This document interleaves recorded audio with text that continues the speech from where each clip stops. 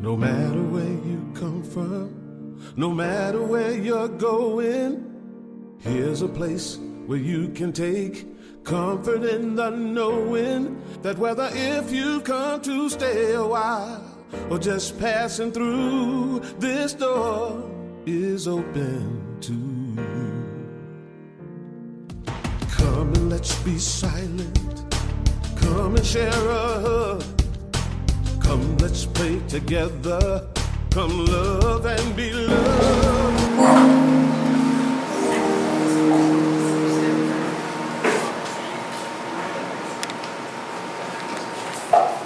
Father issues, God issues. Father issues, God issues. Father's Day can be a difficult and an interesting day. Back in the time when there were still people that would do collect phone calls, now with cell phones the way they are. But back during the day, it used to be a statistic that was true. Mother's Day was the biggest day for phone calls. But Father's Day was the biggest day for collect calls. We didn't get it like mothers do. But I stand as a proud father, and for all of the other fathers, again, I salute you. And I know that still, Father's Day can bring issues for some people. When I was serving as pastor at one church, there was a woman that came to me one time and she asked me to pray for her. And she said, I really need you to pray for me. I said, I will. I'm going to pray for you. She said, no, you don't understand. I really need you to pray for me. And I said, I am. She said, no, you don't understand. God doesn't hear my prayers. So I need you to do the praying for me. And when I asked her why her reason for thinking that God didn't hear her prayers, she said, well, I've done some things and God is upset with me because of those things. So God doesn't hear my prayers right now. And as we continue to talk, she shared with me that her father was also not talking to her. And I asked her again, why is your father not talking to you? And again, the reason was because she said that I did some things that didn't please my father, and my father doesn't want to talk to me right now. And in her mind, she wasn't able to completely make the connection between equating her issues with her father and her issues with God. But so often, the idea that we have of God and Father, and we use that language, many people have difficulty because people may, in fact, have issues with their earthly fathers, their biological fathers, and so they equate that with God. And this morning, there's a parable that most of us are familiar with, that our master teacher Jesus shared, that I'd like to offer today, that I think is a great help. It's a help to me, and I hope it's a help to you, that indicates of father issues, and even as just a good reminder that I think can help all of us. And this parable goes like this. There's a man who had two sons. The younger son came to the father and said to the father, I'd like my inheritance now. The impertinence of youth, he couldn't wait. He wanted his inheritance now. So his father, being the type of father that he was, gave him his share of the inheritance. And he went off and he lived it up. He lived the good life. He was out there doing his thing. He had friends galore. Everybody was around him. He probably was the type that he covered the bill because he had all of these resources and all of those things. And of course, you know, when we have things and have money, we've got a lot of friends. Billie Holiday reminded us in Let God Bless the Child. It's got its own friends, you know. There are lots of friends when we've got things, but they stop coming around when we don't have. And this young man soon found himself in that predicament. He was out of his resources. He was out of his money. He was out of the things that allowed him to live the good life. And suddenly he said, well, I'll start working. And the work that he was going to do for a person of Jewish heritage in that day was to feed pigs, which was the lowest thing that person could do who was Jewish. The fact that they considered pigs to be a very, very unclean animal, and because of the purity laws that they followed, that was the worst thing that he could do. But not only this, some verses of the text remind us that this young man was so down and out that not only was he feeding the pigs, but he even considered eating what he was feeding the pigs. And you all know what we feed pigs. You know the name we call for it, right? Slop. But he was that desperate. And in his desperation, he said to himself, back home where my father is, even his servants are in a better condition than I am right now. And I like what the text says. It says when he came to himself. When he came to himself, he decided, I need to go back home. But I can't go back home the way that I left. I took my father's inheritance when it was still too early, and I did all of these things, and so I'll go back and I will apologize, and I will ask him to just take me as one of your servants. Treat me as one of your servants. Don't, you know, I know I dishonored you and made you probably not proud of me, and you might not even speak to me, but just take me as one of your servants. He started to make his way back home. And it tells us that as he was on his way home, his father saw him from afar off. And he started running to his son. And his son started to give the speech, you know, I know that I've sinned against you and offended you and all of this and treat me. But his father wasn't hearing any of that. And let me put a little information here. The father was a man of great stature. He had the possessions and all of those things. It's obvious from the story. But in this story, it talks about the father ran to his son. In those days and time, a man of his father's stature didn't run unless his life was in danger. He didn't run unless it was something that was a catastrophe or something else. But his father ran to him,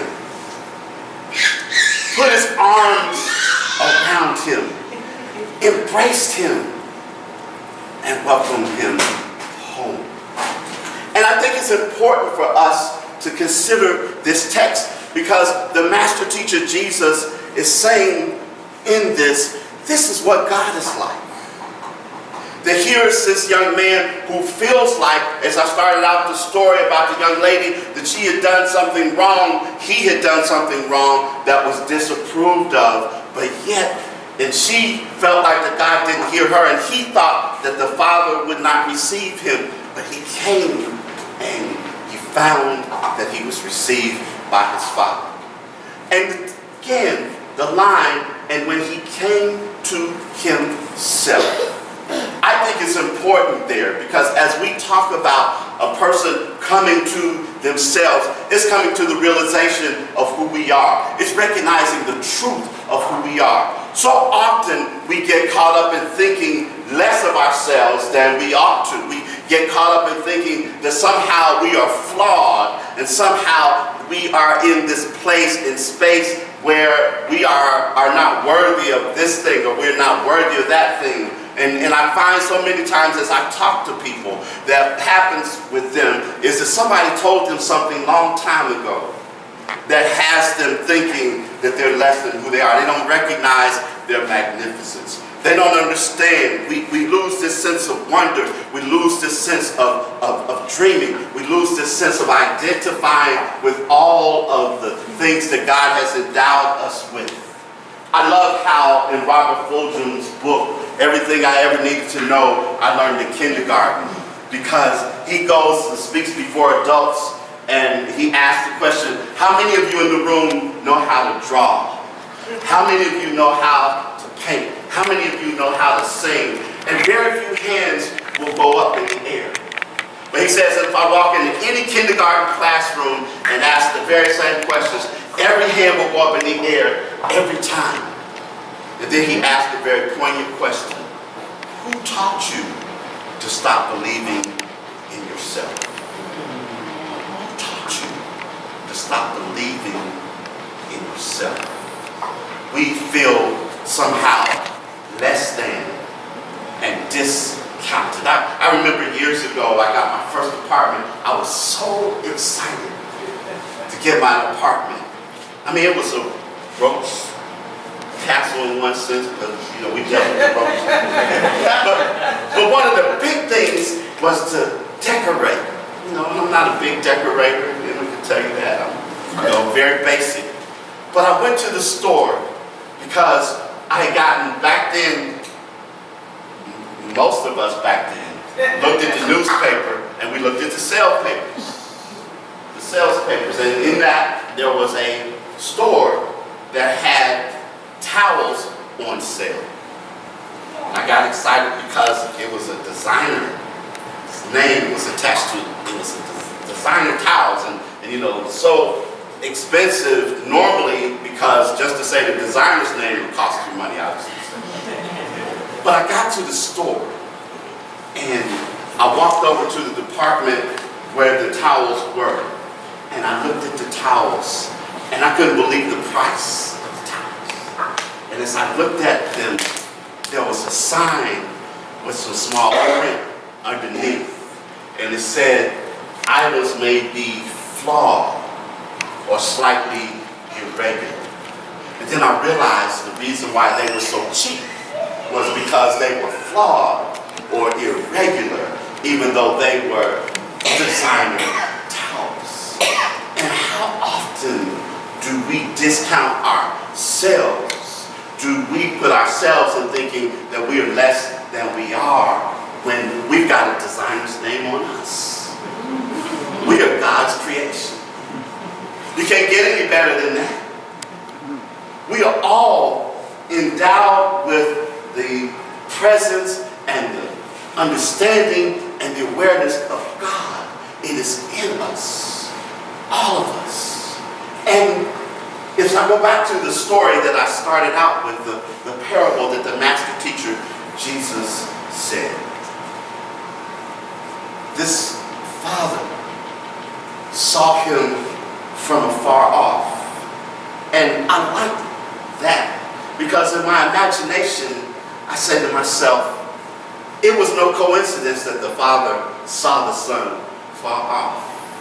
I like to think that every day since the son left, the father had gone to the edge of the yard, looking for the son, waiting on the son, praying for the son, sending love to the son. I don't know where you are, but I'm still extending all of these things to you. And each day, he didn't see a sign of the son turn and walk back and go back to his house, but he'd come back the next day. He'd look out again. I'm praying for you, son. I'm sending you love, son. I'm letting you know that whenever you want to come home, you are welcome. And then that particular day, he walked out to the edge of the yard, and as usual, looked out, and as he was about to turn around and head back to the house, there was a familiar figure off in the distance. He probably wiped his eyes to make sure it was what he thought he was seeing. And as the figure got closer, and his heart started to beat a little bit faster, and something inside of him started to really come up in him, that he made his way and he ran to the son. And he embraced the son. And the son started that speech. And he called to his servants. And he said, no, you're not coming back as a servant. You're coming back as my son, as my child. And he tells him in there to put a ring on his finger, and a robe around him, and shoes on his feet. And I remember my Old Testament professor in seminary saying that one of the things that was significant was about the shoes on the feet, because the shoes on the feet was the sign of the householder's children versus the people who were working on his land, because they would all play together, but you would recognize who was who because the children of the householder had shoes on their feet. And when I think about that, it helps me remember a line. Some of you all remember this song. It's a Negro spiritual that says, I got shoes. You got shoes. And all God's children got shoes. And the magnificence and the genius of that song, the recognition that all of us are a part of God's kingdom, God's realm, God's dimension, God's love that is spreading and shining through us. And the master teacher wanted us to remember, no matter what your past might have been, no matter what might have happened in relationship to your biological earthly father, anything else, that there is a loving father. I don't call it the parable of the prodigal son. I call it the parable of the loving father. That welcomes each and every one of us, even now, right where you are, and right who you are. I got shoes, and you got shoes, and all God's children got shoes. And when we realize that heaven is in us, we'll put on our shoes, cut up, walk all over this God's hand.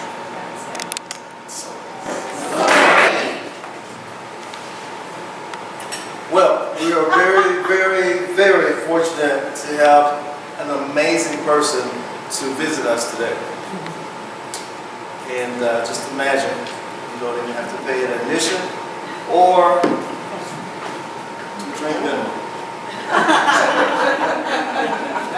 My guest is one of the first African-American musicians to be selected as a member of the United States Army Band in Washington, D.C.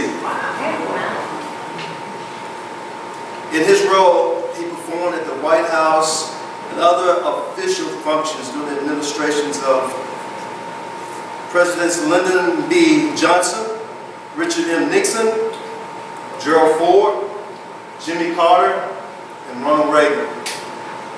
He has provided musical support at concerts sponsored by many nationally known artists, including Yolanda Adams, Twinkie Clark, Richard Smallwood, the Four Tops, Ozzie Davis, Eartha Kitt, Cab Calloway, and Bob Hope. In 2014, he toured Hungary, Austria, and the Czech Republic with the Swartmark Gospel Choir. At Greater Middle Baptist Church plays the bass guitar for the mass choir and has done that for 10 years. I used to. He provides musical support for the male chorus as well. Currently, he serves as the assistant conductor and he's the arranger for the Covenant United Methodist Church, where he also plays flute in that orchestra. In 2015, he released a CD. The CD is called Full Circle. Are you available today? No. Well, That's all right. he started studying music at elementary It's school on iTunes. and is proficient at playing the saxophone and the flute.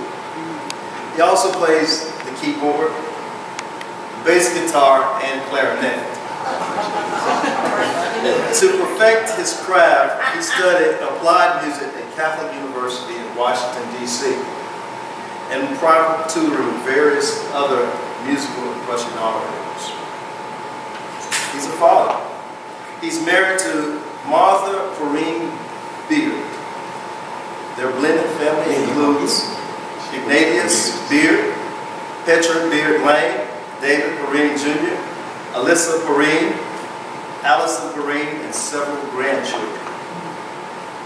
So he's a father. So he's a great man, a great father, and a great grandfather. I don't mean a great grandfather, I mean a great grandfather.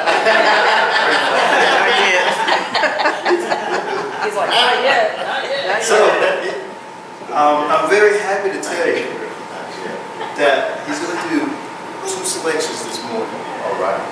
But you are invited to hear him in concert next Saturday evening, 7 p.m. at Greater Middle Baptist Church, 4982 Knight Arnold Road. He will be opening up for the Jackson Southerners. All right. Yes. Ladies and gentlemen, please give a warm, open heart welcome to none other than the phenomenal Savoy Beard. Thanks for having me and inviting me to play for you this morning. This first song is one of the songs I'm going to do next Saturday with the Jacksoneers, and it's called. I have a little 20-minute show that I do. I've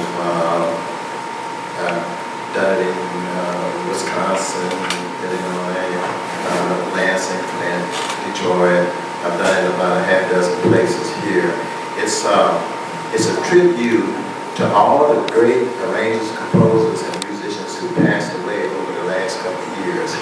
And Al Jarreau, Maurice White. There's a saxophone player you might know. His name is Gato Barbieri. He played with Santana, Carlos Santana. And so my little tribute is a tribute to these past artists. I Smile, of course, was the composer is still alive, of course, Kirk Franklin.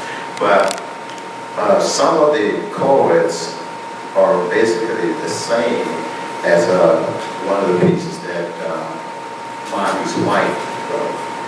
And I think you'll hear it when I get there. So I kind of borrowed the melody from Earth, Wind, and Fire and incorporated it. And my actor, I guess it's real, my manager, I was going to say acting manager, we haven't done anything in a while, but Percy Thomas is here.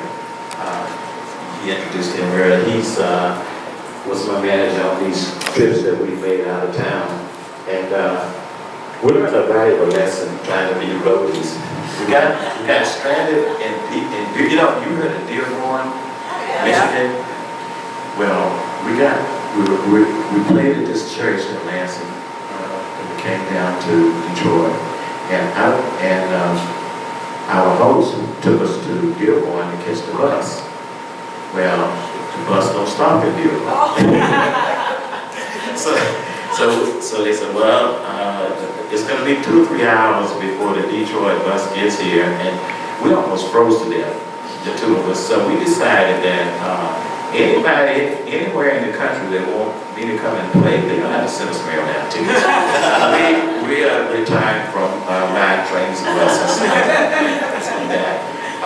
Now, this song, I Smile. There's going to be a spot in here where I want to ask for some participation. And when I get there to that spot, it's where the song modulates and it goes into the vamp. And all you have to do is say smile as loud as you can. Smile. I'm gonna give you a key when we get there. Okay. So, and that'll kind of help me through the vamp. We're on. Good.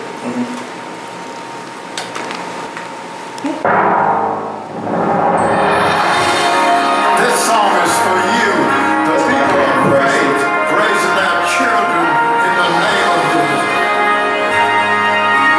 This song's for you.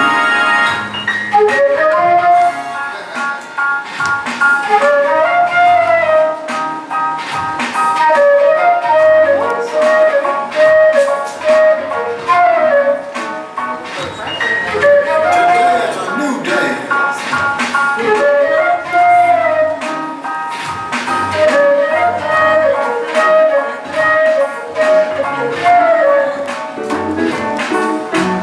Come on, baby. Smile.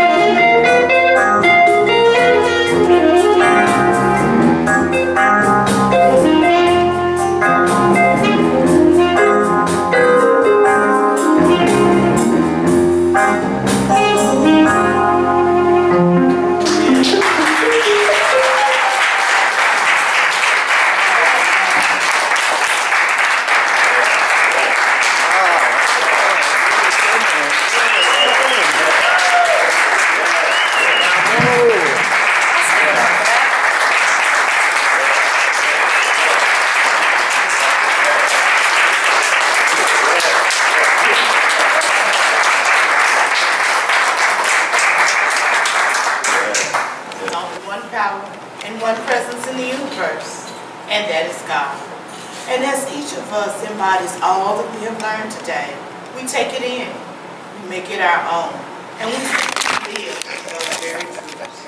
We give thanks for all that have participated today.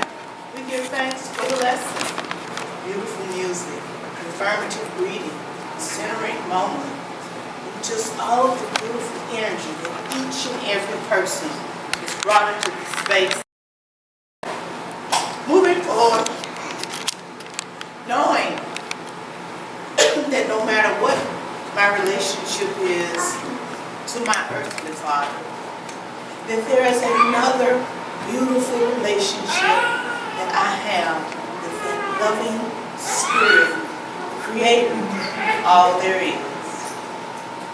Knowing that even if I go off into a far place and make it rain, make it thunderstorm, there may be a time after all my friends are gone when I come to that realization that there is a power and a presence that has been there, will be there, and is waiting for me to just say yes.